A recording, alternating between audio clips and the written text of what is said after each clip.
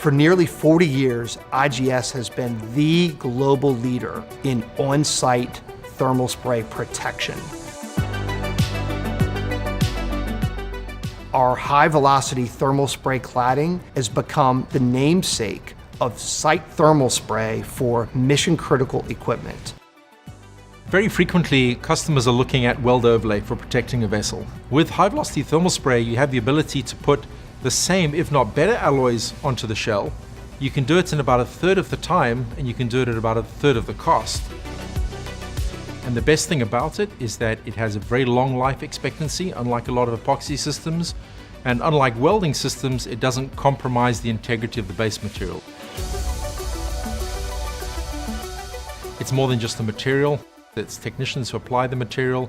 It's the engineering and the design that go into making sure that it's going to provide the protection that's necessary in its environment.